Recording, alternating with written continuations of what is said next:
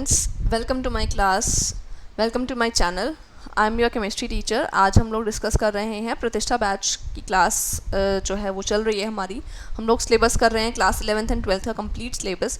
तो स्टूडेंट्स हमारा chapter number 2 चल रहा है सॉल्यूशंस, एंड आज हम पार्ट नंबर 9 कंप्लीट करने वाले हैं। एंड इस पार्ट में स्टूडेंट्स आज हम लोग पढ़ेंगे ऑस्मोसिस के बारे में। As you know we are doing the colligative properties, right. Colligative properties में फर्स्ट जो है relative lowering of vapour pressure वो मैं करवा चुकी हूँ आपको प्रीवियस वीडियो में। आज हम करेंगे ऑस्मोटिक प्रेशर। तो जो स्टूडेंट्स मेरी वीडियोस को रेगुलरली वॉच कर रहे हैं and still they want to get add in Telegram groups, वो मुझे मैसेज कर सकते हैं मेरी टेलीग्राम आईडी पर जो मैंने डिस्क्रिप्शन बॉक्स में दी हुई है, उसमें मुझे मैसेज करें, I will add you to the respective group. ठीक है स्टूडेंट्स, तो प्रतिष्ठा बैच की क्लास हम स्टार्ट करते हैं। आज का हमारा टॉपिक है ऑस्मोटिक प्रेशर। कॉलिगेटिव प्रॉपर्टीज़ क्या होती हैं मैंने लास्ट टाइम बताया था, ऐसी प्रॉपर्टीज़ जो नंबर ऑफ पार्टिकल्स पर डिपेंड करती हैं। ठीक है, कॉलिगेटिव प्रॉपर्टीज़, एंड इसमें हम लोग डिस्कस करने वाले हैं number 2, that is osmotic pressure. Osmotic pressure ये बहुत ज़्यादा इजी है और बहुत ही समझने वाली चीज़ है। और बायो वाले स्टूडेंट हो आप लोगों को तो, अगर जो बायो के स्टूडेंट्स हैं उनको तो बहुत इजी समझ में आ जाएगा, और जो नहीं भी है बायो के स्टूडेंट्स उन्होंने 9th में पढ़ा होगा इसको हल्का फुल्का। ठीक है, तो उन बच्चों को भी दिक्कत नहीं आने वाली है। सबसे पहले मैं एक एक्सपेरिमेंट से आपको समझाना शुरू करती हूँ। हमारे पास मान लीजिए एक बीकर है, हमने लिया, इस बीकर के अंदर हमने कॉपर सल्फेट का सॉल्यूशन लिया।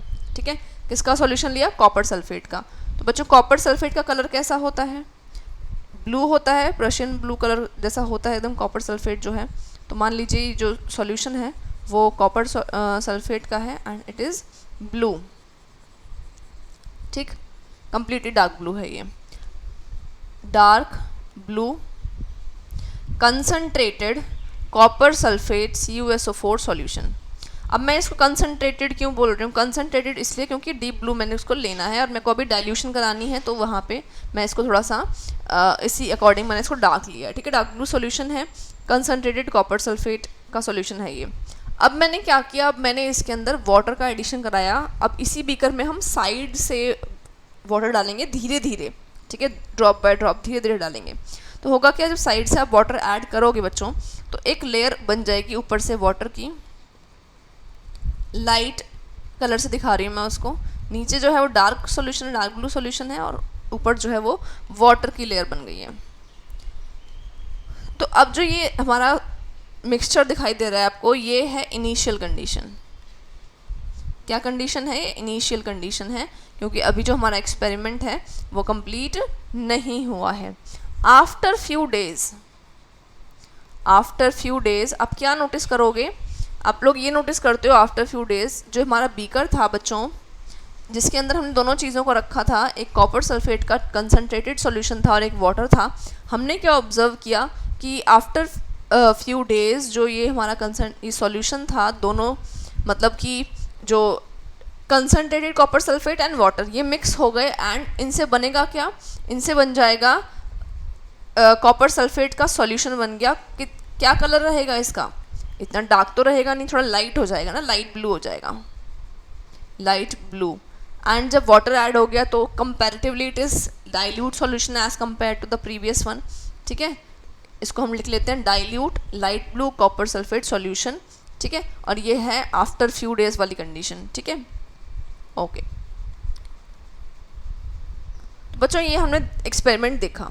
अब हमें इससे क्या समझ में आया कि जो हमने 2 लेयर्स बनाई थी, एक कंसनट्रेटेड कॉपर सल्फेट की लेयर थी जो डार्क ब्लू कलर की लेयर थी, उसमें जो पार्टिकल्स थे वो बहुत ही ज़्यादा कंसनट्रेटेड सॉल्यूशन था, पार्टिकल का काफ़ी पास थे। फिर वाटर ऐड कर दिया, but after few days what we notice that the solution become throughout same मतलब कि सारी जगह पे सेम कंसनट्रेशन दिखाई दे रही है, सेम कलर दिखाई दे रहा है। इसका मतलब पार्टिकल्स के बीच में मूवमेंट तो होती है। फ्यू डेज क्यों लिखा? क्योंकि कंसनट्रेटेड है, 1-2 घंटे में तो नहीं होगा कम्प्लीटली मिसिबल। अगर मैं इसको फ्यू डेज मतलब 3-4 दिन के बाद भी देखते हैं हम लोग, तो ये through out the same solution बन जाएगा। अब इसको हम कह सकते हैं it is homogeneous mixture. Homogeneous मतलब सारे में एक जैसा मिक्सचर जो है ये हो गया है। ठीक है स्टूडेंट्स, तो ये इससे हमें पता लगा कि लिक्विड के अंदर पार्टिकल्स क्या करते हैं? डिफ्यूज़ करते हैं, डिफ्यूजन होता है ना। तो यहाँ पे हम एक नया टर्म पढ़ लेते हैं, diffusion.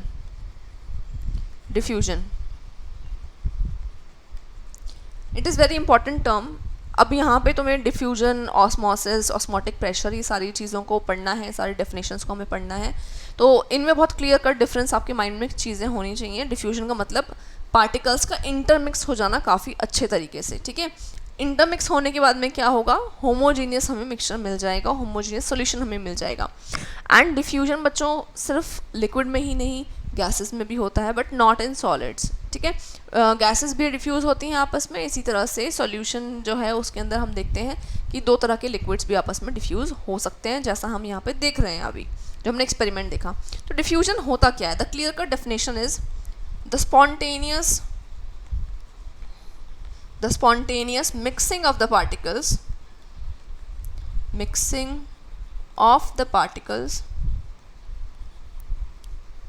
of the solute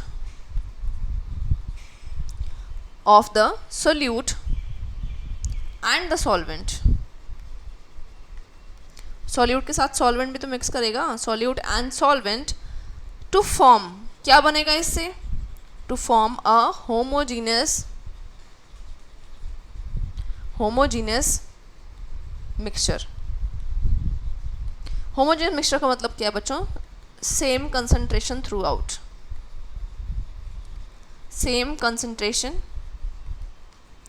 out, मतलब सारी जगह से आप कहीं से भी सैंपल ले लेंगे तो वो सेम दिखाई देगा। And this term used for gases and liquid, ठीक है बच्चों। तो यहाँ तक क्लियर हो गया व्हाट इज़ डिफ्यूजन, डिफ्यूजन क्या होता है। अब चलते हैं हम लोग ऑस्मोसिस की बात करते हैं कि ऑस्मोसिस इससे थोड़ा कैसे अलग है। पहले मैं आपको समझाऊंगी कि ऑस्मोसिस होता क्या है, उसके बाद हम लोग चलेंगे उसके बेसिक दोनों के डिफरेंस को कंपैरिजन भी करेंगे।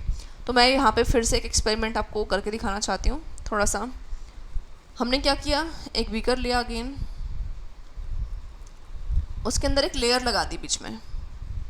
अब जो लेयर हम लगा रहे हैं बच्चों, वो लेयर जो है उसको कहेंगे SPM।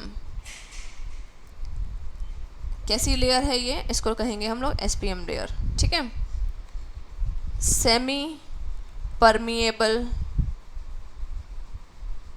Membrane,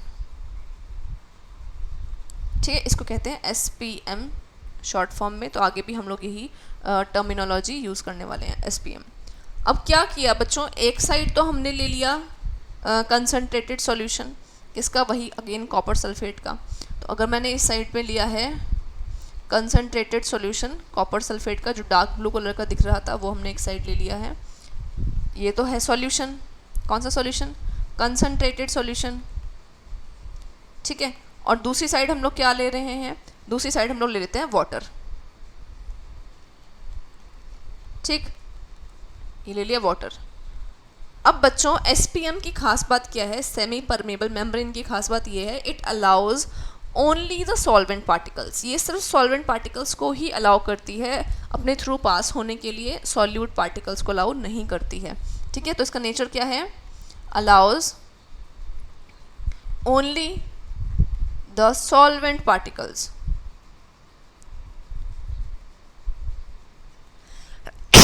sorry, but not the solute particles, ठीक है। तो सॉल्वेंट पार्टिकल्स को ही सिर्फ मूव करा जाएगा, ना कि सॉल्यूट पार्टिकल्स को। तो हमें क्या ध्यान रखना है यहाँ पे कि सॉल्वेंट पार्टिकल्स जो हैं वो मूव करेंगे। बच्चों जहाँ पे कंसंट्रेशन कम है, जहाँ डाइल्यूट सॉल्यूशन है, उस तरफ से सॉल्वेंट पार्टिकल्स मूव करके वहाँ जाएंगे जहाँ सॉल्वेंट पार्टिकल्स की कमी है। तो आप देख रहे हो इस सॉल्यूशन, इस डायग्राम में, कि जो हमने वाटर वाली साइड ली हुई है वहाँ तो पार्टिकल्स हैं, सॉल्यूट पार्टिकल्स, सॉल्वेंट पार्टिकल्स ज़्यादा हैं। एंड इधर जहाँ पे लेफ़्ट साइड है हमारा कंसनट्रेटेड सॉल्यूशन की, जहाँ हम बात कर रहे हैं, वहाँ पे पार्टिकल्स वाटर के कम हैं। तो ये इस तरफ मूव करना स्टार्ट कर देंगे। कौन मूव करेगा? सॉल्वेंट पार्टिकल्स मूव करेंगे, ठीक है। इससे क्या हो जाएगा, जो कंसनट्रेटेड सॉल्यूशन था उसका लेवल बढ़ जाएगा, हाँ या ना? इसका जो लेवल है वो धीरे धीरे बढ़ना स्टार्ट हो जाएगा, ठीक है, लेवल बढ़ जाएगा इसका, क्योंकि सॉल्वेंट पार्टिकल्स उस साइड से इस साइड ट्रैवल करना शुरू कर चुके हैं through SPM, semi permeable membrane. तो बच्चों ये होता है ऑस्मोसिस, ठीक है। अब ये कब तक होगा? कब तक सॉल्वेंट पार्टिकल्स मूव करेंगे?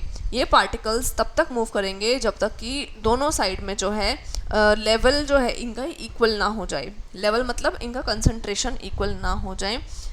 ये सॉल्वेंट पार्टिकल्स मूव करते रहेंगे। Solvent particles move to highly concentrated solution till the concentration becomes same both side. Concentration become same both side. जब तक कि दोनों साइड्स बच्चों कंसंट्रेशन सेम नहीं हो जाएगी तब तक ये जो मूवमेंट है ये चलता रहेगा। इससे आपने क्या ऑब्जर्व किया डायग्राम में कि जो लेवल है सॉल्वेंट मतलब सॉल्यूशन का वो बढ़ गया कहाँ पे? कंसंट्रेटेड वाली साइड में, और वाटर वाली साइड में कम हो गया होगा क्योंकि पार्टिकल्स मूव करके उस तरफ चले गए। ठीक है बच्चों, तो ये होता है ऑस्मोसिस। अब हम लिख लेते हैं डेफिनेशन ऑस्मोसिस की। Osmosis, the definition is the net movement of solvent particles from कहाँ से हो रहा है? फ्रॉम डाइल्यूट सॉल्यूशन से कहेंगे, या फिर वाटर ही रखा हुआ है हमने, सॉल्वेंट ही तो मूव कर रहे हैं। From dilute solution to concentrated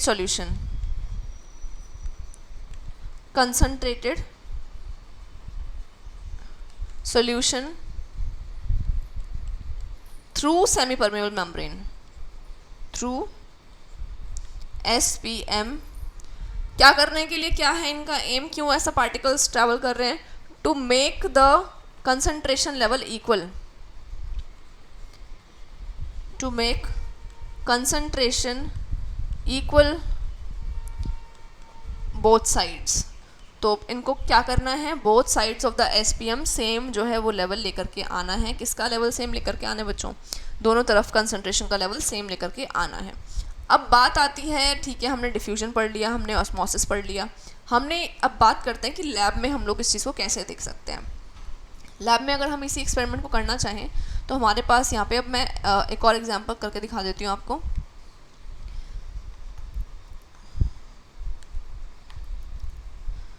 तो जो यहाँ पे अब हम क्या कर रहे हैं, मैं एक डायग्राम बनाऊंगी आपके सामने। वो डायग्राम हम लेंगे एग का, बॉइल्ड एग जो है उसके साथ ही एक्सपेरिमेंट करेंगे। ठीक है, बॉइल्ड एग का जो शेल है वो रिमूव करा हुआ है, उससे ये एक्सपेरिमेंट करेंगे सेम। ठीक, चलिए तो हमने क्या किया, लैब में 2 बीकर लिए हैं।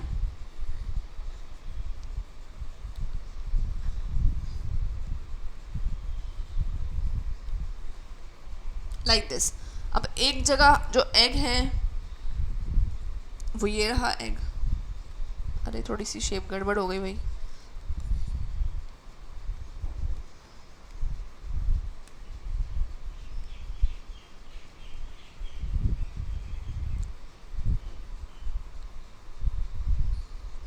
तो ये बन गया एग। अब ये before any change initial condition है ये। ठीक है, इनिशियल कंडीशन में ये कंडीशन है। अभी हमने क्या लिया, यहाँ पे वाटर ले लिया है। ठीक है, तो ये क्या है, egg without shell, without outer shell. इसमें आउटर शेल नहीं है, वो जो कैल्शियम कार्बोनेट की लेयर होती है, शेल होती है, वो हमने नहीं लिया हुआ है। और यहाँ पे क्या ले लिया है, वाटर ले लिया है। ठीक है बच्चों, और दूसरी कंडीशन में हमने क्या लिया है, NaCl सॉल्यूशन ले लिया दूसरी कंडीशन में हमने। ठीक है, दूसरी जगह क्या लिया है, NaCl का सॉल्यूशन, NaCl का सॉल्यूशन ले लिया है। तो आपको क्लियर कट पता लग गया कि दोनों जगह जो है वो क्या आपने सॉल्यूशन लिया, जिसके अंदर आपने उस बॉइल्ड एग की लेयर को आपने रिमूव करके उसमें डिप किया है। ठीक है बच्चों, okay. Now the thing is कि जब वाटर के अंदर आपने इसको रखा, तो वाटर के अंदर रखा तो यहाँ पे 2 चीज़ें डेवलप हो गई। जो एग है उसकी जो लेयर है वो एक्ट करती है एज SPM। ठीक है, जो आउटर लेयर है वो SPM की तरह काम करेगी, सेमी परमेबल मेम्ब्रेन की तरह काम करेगी। इसके बाहर जो वाटर है वो डाइल्यूट सॉल्यूशन मान लेते हैं हम इसको, या फिर क्या है, डाइल्यूट मान लेते हैं। या सॉल्वेंट या प्योर सॉल्वेंट है हमारे पास वो हो सकता है, और अंदर जो एग है वो बॉइल्ड एग है वो कंसनट्रेटेड हम उसको मान लेते हैं। तो होगा क्या, एसपीएम के थ्रू सॉल्वेंट पार्टिकल्स ही पास थ्रू होते हैं और कहाँ तक जाते हैं, जहाँ पे कंसनट्रेटेड सॉल्यूशन होता है वहाँ तक जाते हैं। अब इसकी वजह से क्या होगा बच्चों, जो ये एग है इसका साइज़ इंक्रीज़ हो जाएगा, ये स्वेल हो जाएगा। ठीक है, तो मैं इसका डायग्राम बनाती हूँ, एक बाहर एक लेयर बना रही हूँ जिससे ये समझ में आएगा कि आपको कि नई जो लेयर है ना वो ये हो जाएगी। जो ये नई लेयर दिखाई दे रही है ये है आफ्टर ऑस्मोसिस, आफ्टर ऑस्मोसिस ये होगा। ठीक है बच्चों, तो ये आफ्टर ऑस्मोसिस हो गया है, इसका साइज इंक्रीज हो गया है, एग क्या हो गई है, स्वेल हो गई है। ठीक है, दूसरी जगह आके देखते हैं दूसरी जगह क्या हो रहा है बच्चों। दूसरी जगह पे NaCl सॉल्यूशन था जो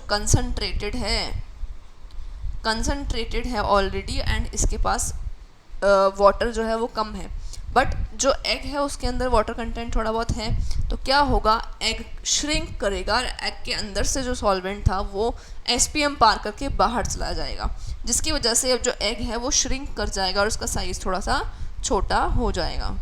ठीक है, तो ये नई बाउंड्री बनाई है हमने, इसे हम कह सकते हैं एग यहाँ पे क्या हो गया है, श्रिंक कर गया है। ठीक है स्टूडेंट्स, तो एग श्रिंक कर गया एंड साइज इसका छोटा हो गया है। ये कब की कंडीशन है, ये आफ्टर ऑस्मोसिस की कंडीशन है। ठीक, तो यहाँ पे पार्टिकल्स जो हैं वो कहाँ से कहाँ मूव करें, यहाँ पे जो सॉल्वेंट पार्टिकल्स हैं वो एग के अंदर से बाहर मूव करे हैं। सॉल्वेंट कहाँ से कहाँ गया, एग से आउटसाइड गया है टू NaCl सॉल्यूशन। ठीक है बच्चों, ये हुआ है यहाँ पे। ठीक है, ओके। अब दूसरी जगह पे क्या हुआ है, दूसरी जगह पे क्या मूवमेंट हुई है सॉल्वेंट की, वो आउटसाइड से इनसाइड गया है। ठीक है, मतलब आउटसाइड से इनसाइड एग, तो इसलिए जो सॉल्वेंट है उसकी वजह से एग जो है वो स्वेल हो गया था। ठीक है स्टूडेंट्स, तो ये दो कंडीशन थी हमारे पास जो आपको दिखाई दे रही हैं कि इससे हुआ क्या। तो स्टूडेंट्स यहाँ पे हमने दोनों कंडीशंस में अलग अलग चीज़ें देखी। हमने ये समझा कि पहला जो केस है उसमें एब्जॉर्ब हो रहा है, पानी अंदर जा रहा है ना, तो ऐसी कंडीशन को कहते हैं एंडो ऑस्मोसिस, जहाँ सॉल्वेंट जो है वो एसपीएम को पार करके इनसाइड एंटर कर जाता है, जो हम यहाँ पे लिख लेते हैं एंडो ऑस्मोसिस। ठीक है, एंड दूसरी जगह हम पढ़ेंगे एक्सो ऑस्मोसिस, तो यहाँ पढ़ रहे हैं एंडो ऑस्मोसिस। ठीक, एंड दूसरी जगह क्या हो रहा है, वहाँ हो रहा है एक्सो ऑस्मोसिस। दोनों में डिफरेंस क्या है, दोनों की डेफिनेशन में वो हम पढ़ लेते हैं बच्चों। एंडोऑस्मोसिस का मतलब है when the membrane permits the flow of solvent particles, क्योंकि हम यहाँ पे सारे में सॉल्वेंट पार्टिकल्स की तो बात कर रहे हैं ना, और किसी की बात तो कर ही नहीं रहे हैं। तो एंडोऑस्मोसिस क्या हुआ, when the membrane permits the flow of solvent molecules, solvent molecules की बात हो रही है, कहाँ से, फ्रॉम आउटसाइड टू इनसाइड। ठीक है, बाहर से अंदर आ रहा है, तभी तो हम उसको बोल रहे हैं एंडोथर्मिक का मतलब होता है हीट ऐड होना, तो यहाँ पे सॉल्वेंट ऐड होना। When the membrane permits the flow of solvent molecules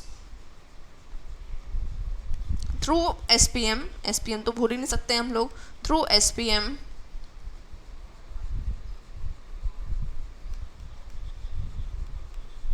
inside the system, लिख देते हैं जैसे हम यहाँ पे एग की बात कर रहे थे। ठीक है, इस तरह से हम ग्रेप्स भी ले सकते हैं, वहाँ पे भी हम इस चीज़ की सेम टू सेम बात कर सकते हैं। ठीक है, तो इसको क्या कहते हैं, हम एंडोऑस्मोसिस कहते हैं। वहीं इसका रिवर्स होता है एक्सोऑस्मोसिस, मतलब when the membrane permits the flow of solvent molecules through SPM outside the system. ठीक है, सेम यही बट आउटसाइड आ जाएगा यहाँ पे, तो ये चीज़ का ध्यान रखना है। यहाँ पे भी हम लोग NaCl में अगर ग्रेप्स रखेंगे तो उसका भी क्या हो जाएगा बच्चों, एक्सोऑस्मोसिस हो जाएगा। एक्सोऑस्मोसिस मतलब उसमें से जो अंदर था उसके लिक्विड वो बाहर चला जाएगा, NaCl सॉल्यूशन के अंदर चला जाएगा। तो ये क्लियर हो गया। ठीक, आगे चलते हैं हम लोग। अब हम लोग डिफरेंस बिटवीन पढ़ लेते हैं ऑस्मोसिस एंड डिफ्यूजन के बीच में बहुत सारे डिफरेंसेस हैं। हमें लगता है दो चीज़ें हैं, अलग अलग चीज़ें हैं, बट उनको डिफरेंस जब पढ़ते हैं तब समझ में आता है कि कितना वास्ट डिफरेंस है दोनों के बीच में। ठीक है, तो पहला हम पढ़ते हैं ऑस्मोसिस और साथ साथ हम पढ़ेंगे डिफ्यूजन। ठीक है बच्चों, इन दोनों में डिफरेंस क्या होंगे। सबसे पहली बात, ऑस्मोसिस के अंदर हमने बात की है एसपीएम की, सेमी परमेबल मेम्ब्रेन लेयर ज़रूरी है। डिफ्यूजन में ऐसा कुछ भी ज़रूरी नहीं है। डिफ्यूजन में हमें कहीं पे भी ऐसी बात नहीं करनी है, कोई भी ऐसी बात रिक्वायर्ड नहीं है। ठीक है बच्चों, तो ऑस्मोसिस में हम क्या कह सकते हैं कि SPM semi permeable membrane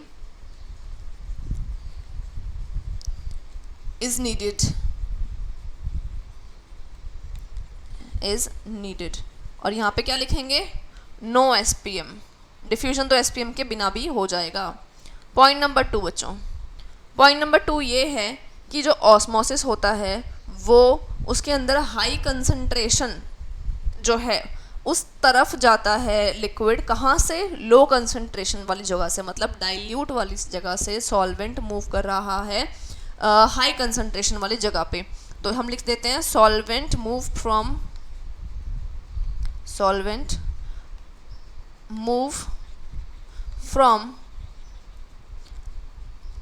lower concentration to, lower concentration को मैं डाइल्यूट पे लिख लेती हूँ ब्रैकेट में, lower concentration to high concentration. ठीक है स्टूडेंट्स, हाई कंसंट्रेटेड सॉल्यूशन। तो सॉल्वेंट ही मूव करता है, पहली बात तो ये पता है आपको, और कहाँ से कहाँ मूव करता है, लोअर कंसंट्रेशन से हाई कंसंट्रेशन में मूव करता है। मतलब कि जहाँ पे डाइल्यूट सॉल्यूशन है, सॉल्वेंट पार्टिकल्स वहाँ से मूव करके जाएंगे जहाँ पे कंसंट्रेटेड सॉल्यूशन था उसकी तरफ। और डिफ्यूजन में क्या होता है, वहाँ पे उल्टा है। डिफ्यूजन में जहाँ पे ज़्यादा कंसंट्रेशन है वहाँ से वो चीज़ जो है वो हर जगह फैल जाएगी। जैसे मैंने बताया आपको कॉपर सल्फेट का था, जहाँ वो हाई कंसंट्रेशन में, वहाँ से चीज़ें स्प्रेड होना स्टार्ट होंगी, राइट। तो यहाँ पे हम लिख देते हैं फ्रॉम, कहाँ से कहाँ तक, higher concentration to lower concentration, higher concentration to lower concentration. ये पॉइंट बच्चों बहुत ही ज़्यादा इम्पॉर्टेंट है। ये वाला पॉइंट जो है ना, स्पेशली सेकंड पॉइंट, इस पॉइंट से असर्शन रीजन के क्वेश्चन आपके बन सकते हैं, तो ये आपको ध्यान रखने वाली चीज़ है। ठीक है बच्चों, तो इसको ध्यान रखना थोड़ा सा, क्योंकि यहाँ से क्वेश्चन आपसे पूछा जा सकता है, मतलब चीज़ें घुमाई जा सकती हैं यहाँ पे आपको कंफ्यूज करने के लिए क्वेश्चन में। Come to the third point, osmosis में सिर्फ सॉल्वेंट मॉलिक्यूल्स मूव करते हैं, एंड डिफ्यूजन में कौन कौन मूव करता है, डिफ्यूजन में सॉल्वेंट हो या सॉल्यूट दोनों मूव करते हैं। तो ऑस्मोसिस का third point is only solvent move, और यहाँ पे लिख देंगे बोथ सॉल्यूट सॉल्वेंट मूव। ठीक है, तो कंसंट्रेशन की जब बात करते हैं हम, ऑस्मोसिस में सिर्फ सॉल्वेंट की मूवमेंट ही है जो है वो नोटिस करी जाती है, बट डिफ्यूजन के केस में सॉल्यूट की भी एंड सॉल्वेंट की दोनों ही महसूस करी जाती हैं। ठीक है, नेक्स्ट कम पे आते हैं हम लोग फोर्थ पॉइंट पे। नेक्स्ट पॉइंट हमारा फोर्थ पॉइंट है। ठीक है, ओके स्टूडेंट्स, तो नेक्स्ट पॉइंट है हमारा कि कंसंट्रेशन की बात हमने कर ली है, हमने फ्लो ऑफ सॉल्वेंट मॉलिक्यूल्स की बात कर ली है, एसपीएम की बात कर ली है। अब यहाँ पे हमारी जो मेन बात है वो ये है कि ऑस्मोसिस कहाँ अप्लाई होता है। ऑस्मोसिस सिर्फ सॉल्यूशंस के केस में अप्लाई होता है, not in the case of gases. Only applicable on solutions, वो भी कहाँ पे, लिक्विड सॉल्यूशंस में। ठीक है बच्चों, बट जो डिफ्यूजन है वो कहाँ पे काम आता है, डिफ्यूजन हमारा गैसेस में भी एंड सॉल्यूशंस में भी, दोनों जगह ये टर्म कॉमन है। Applicable in gases and liquids, दोनों जगह के सॉल्यूशंस में काम आता है। सॉल्यूशंस लिख देते हैं। ठीक है, नाउ द लास्ट पॉइंट, क्या ऑस्मोसिस को रोका जा सकता है? यस, ऑस्मोसिस को रोका जा सकता है बाय अप्लाइंग प्रेशर। अगर ऑस्मोसिस पे प्रेशर लगाया जाता है तो ऑस्मोसिस को रिवर्स ऑस्मोसिस में कन्वर्ट कर दिया जाता है, जो हम आगे पढ़ेंगे in our point to discuss reverse osmosis. तो वहाँ पे हम पढ़ेंगे इस चीज़ को। तो ऑस्मोसिस को स्टॉप किया जा सकता है by applying the pressure, but diffusion को आप स्टॉप नहीं कर सकते हो। अगर कोई चीज़ डिफ्यूज़ हो रही है, सॉल्यूशंस मिक्स हो रहे हैं, तो आप by any technique you can not stop the diffusion. मतलब अगर स्टार्ट हो चुका है तो, इनिशिएशन हो चुका है तो, राइट। तो ऑस्मोसिस में हम लिख सकते हैं it can be stopped by applying pressure। Pressure apply करके हम लोग जो है इसको स्टॉप कर सकते हैं बाय अप्लाइंग प्रेशर। ठीक है बच्चों, जो हम कहाँ पढ़ने वाले हैं? रिवर्स ऑस्मोसिस में। ठीक, ओके, यहाँ पे आ जाते हैं। यहाँ पे हम लिख देते हैं it can not be stopped, it can not be stopped. इसको हम रोक नहीं सकते हैं अगर एक बार इनिशिएशन इसका हो चुका है। ठीक है बच्चों, तो यहाँ तक आई थिंक आपको क्लियर होगा। बहुत ही सिंपल था दोनों का डेफिनेशन, दोनों ही चीज़ें बहुत ही क्लियर हैं।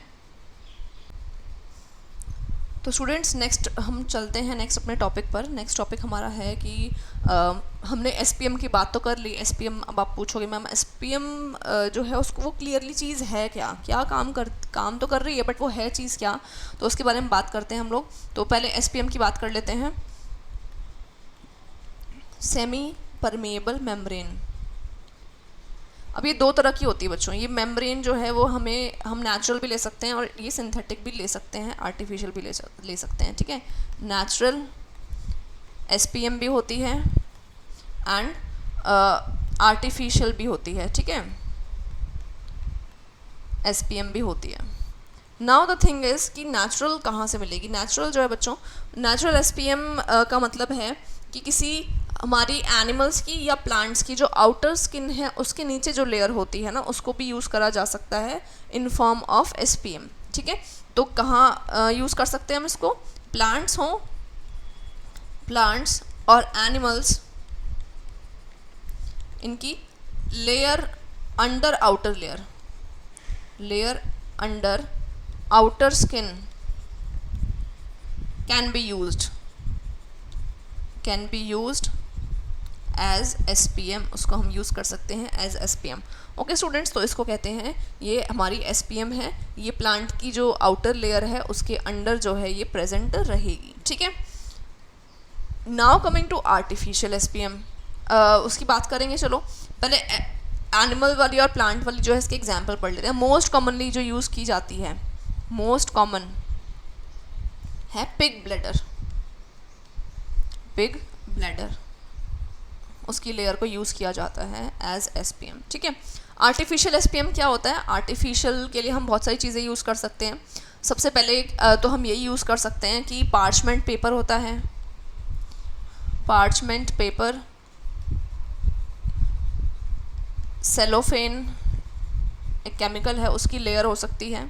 ठीक है, उसके अलावा हम लोग ले सकते हैं कुछ फ्रेशली प्रिपेयर्ड पीपीटी होते हैं, फ्रेशली प्रेसिपिटेटेड केमिकल्स या फिर पीपीटी,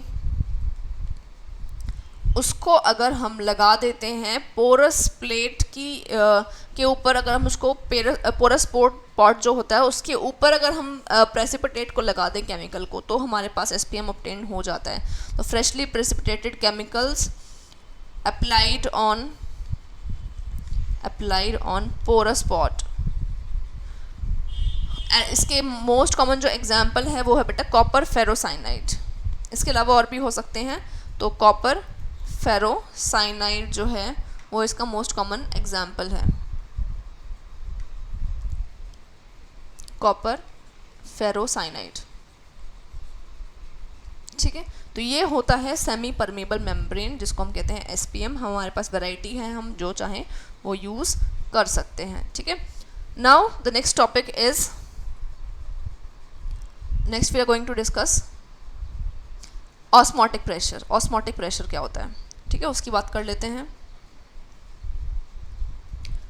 ये टॉपिक थोड़ा इंपॉर्टेंट ज़्यादा है, क्योंकि अब हमारी जो एक्चुअल स्टडी है, ये तो बेसिक नॉलेज था, अब इसके आगे एक्चुअल स्टडी स्टार्ट होती है। हमारा टॉपिक है ऑस्मोटिक प्रेशर। पहले मैं ये समझा देती हूँ कि ऑस्मोटिक प्रेशर होता क्या है, देन डेफिनेशन की बात करेंगे। अगर स्टूडेंट्स हम इतना प्रेशर अप्लाई करें, जहाँ कंसनट्रेटेड सॉल्यूशन है उस तरफ प्रेशर अप्लाई कर दें कि सॉल्वेंट जो आ रहे हैं उसको डाइल्यूट करने के लिए, इक्वल करने के लिए दोनों जगह कंसनट्रेशन को, वो रुक जाए, बस उसी प्रेशर को कहते हैं ऑस्मोटिक प्रेशर। तो डायग्राम बनाते हैं, फिर उससे आपको ज़्यादा क्लियरली समझ में आ जाएगा, है ना। तो क्या किया हमने, सबसे पहले एक डायग्राम बनाते हैं। अब डायग्राम में क्या करना है, हमने प्रेशर अप्लाई करने के लिए यहाँ पे जगह छोड़ देनी थोड़ी सी। इस तरह का डायग्राम बनाइए। 2 कंपार्टमेंट्स बनाने हैं इसके अंदर हमें। जो मैंने कंपार्टमेंट बनाया है वो SPM का है ऑब्वियसली, ठीक है। ये डायग्राम देख रहे हो, यहाँ पे बीच में क्या है, SPM, ठीक। अब यहाँ पे एक जगह पे तो हम लगाएंगे, ये है piston to apply the pressure, ठीक है। और दूसरी जगह करेंगे हम लोग फिल करने के लिए, यहाँ से क्या, सॉल्वेंट को फिल कर सकें, ठीक। अब ये तो हो गया एक साइड सॉल्वेंट मॉलिक्यूल, बिल्कुल प्योर सॉल्वेंट। और यहाँ पे हम ले लेते हैं कंसनट्रेटेड सॉल्यूशन। अब बच्चों होना क्या है ये देखते हैं। यहाँ पे कंसनट्रेटेड सॉल्यूशन है, ठीक।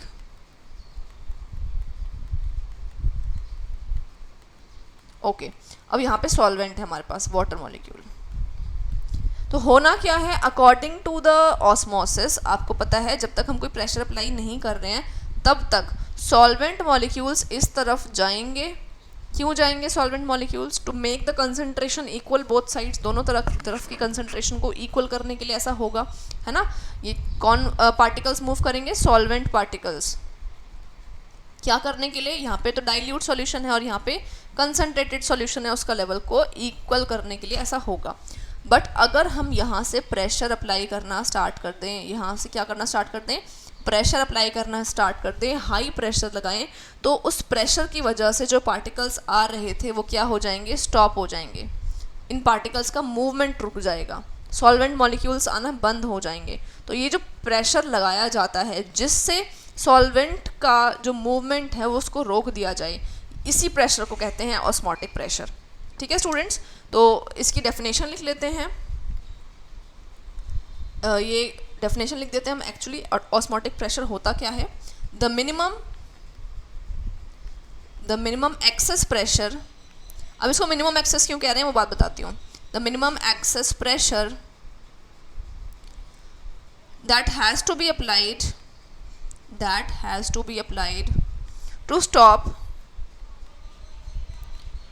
to stop the movement of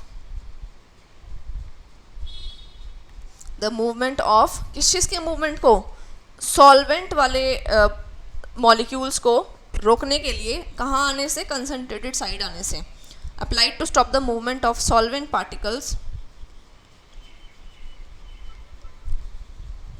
from dilute to concentrated solution through SPM। तो SPM तक, यहाँ तक आने से अगर हमें इसे रोकना है, SPM की हेल्प से यहाँ आने से रोकना है, तो जितना प्रेशर हम अप्लाई करेंगे। अब मिनिमम एक्सेस क्यों बोले बेटा? मिनिमम मतलब जितना मिनिमम रिक्वायर्ड है उतना प्रेशर, और एक्सेस का मतलब क्योंकि हम इसको एक्सेस लगा रहे हैं, इतना प्रेशर लगाना है कि उस प्रोसेस को रोक देना है, जो नेचुरली होता है उसको रोकना है, इसलिए हमने इसको एक्सेस प्रेशर बोला। ठीक है, तो एक्सेस प्रेशर जो हम अप्लाई कर रहे हैं to stop the movement of solvent particles from dilute to concentrated solution through SPM, इसको कहते हैं ऑस्मोटिक प्रेशर। तो स्टूडेंट्स आज की क्लास में इतना ही। नेक्स्ट क्लास जो हमारी होगी उसमें हम पढ़ेंगे रिवर्स ऑस्मोसिस। ठीक है, तो मेरी साइड से होमवर्क मैं आपको यही दे रही हूँ।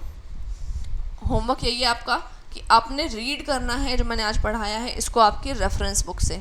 ठीक है, कहाँ से रीड करोगे? रेफरेंस बुक जो आपके पास है उसमें से आप इसको ज़रूर रीड करें, तो आपको बहुत अच्छे समझ में आ जाएगा। क्योंकि 1-2 एग्जाम्पल जो मैंने नहीं पढ़ाए हैं वो एग्जाम्पल आपके क्लियर हो जाएंगे, तो उसको ज़रूर पढ़ना। ठीक है बच्चों, तो ये हो गया आपका आज का मटेरियल। तो अगर आपको समझ में आया हो तो लाइक करें वीडियो को, चैनल को सब्सक्राइब करें, share with your friends and comment below. Bye bye. Tell me pretty lies.